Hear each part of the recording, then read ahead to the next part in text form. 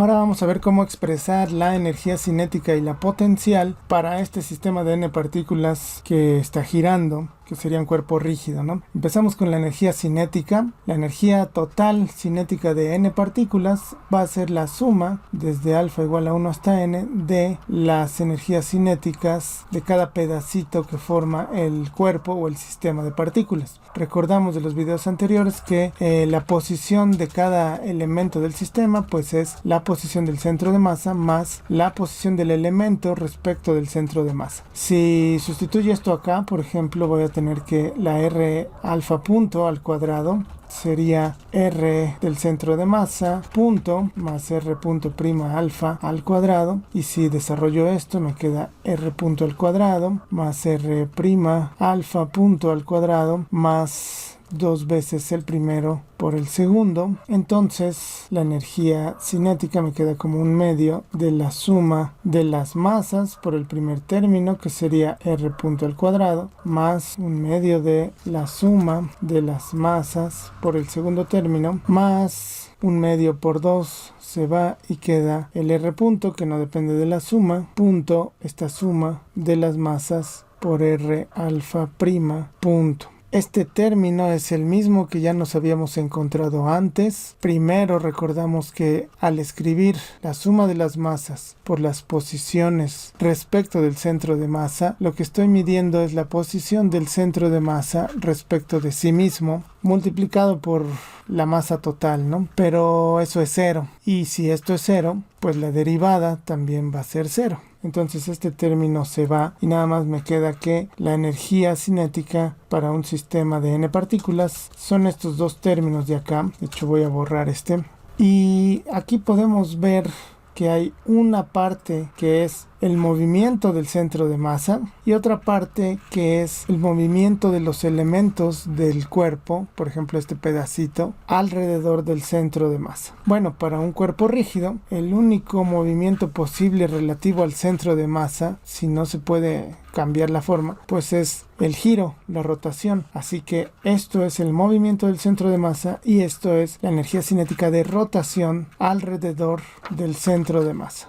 Ahora, en general, empezamos trabajando esto asumiendo que la R era la posición del centro de masa del objeto respecto de algún origen, pero en realidad esta derivación es válida para cualquier punto que esté dado por este vector R. No tiene que ser un origen en particular, puede ser cualquier punto fijo en el cuerpo y de hecho puede ser cualquier punto que esté en reposo, aunque sea instantáneamente. Si lo tomamos entonces como un punto que esté en reposo, este primer término se va porque R punto ya sería cero y nada más nos quedaría que la energía cinética es pues la rotación alrededor del centro de masa. Para que quede un poquito más claro a qué nos referimos con un punto que esté fijo, quieto, pues recordamos el ejemplo de una rueda de bicicleta, por ejemplo, que gira sin resbalar, rodamiento sin deslizamiento. Cuando una pelotita o una rueda gira sin resbalar, el punto de contacto está quieto instantáneamente nada más, mientras esto gira y se mueve también hacia adelante. Este podría ser entonces un ejemplo en el que solamente necesitamos analizar la energía cinética de rotación alrededor del centro de masa. Para la energía potencial es un poco más fácil porque en general la energía potencial puede escribirse como una parte generada por todas las fuerzas externas, está relacionada con todas las fuerzas externas al sistema, y una parte que es la energía potencial interna, que es la suma de todas las energías para todos los pares de partículas del sistema de nuestro cuerpo rígido, ¿no? Entonces, por ejemplo, si aquí tengo una partícula y otra partícula del cuerpo rígido, pues va a haber una cierta energía potencial entre ellas, y esta energía potencial pues es U12, y así va a haber un montón de energías potenciales entre distintas partículas, y cuando las sumamos todas obtenemos este término de la energía potencial interna. Lo puedo escribir así: para dos partículas que no sean la misma es una cierta función que dependerá de la distancia que hay entre las dos partículas, pero en un cuerpo rígido esta distancia es constante, de manera que al final todo esto, toda esta suma me va a dar también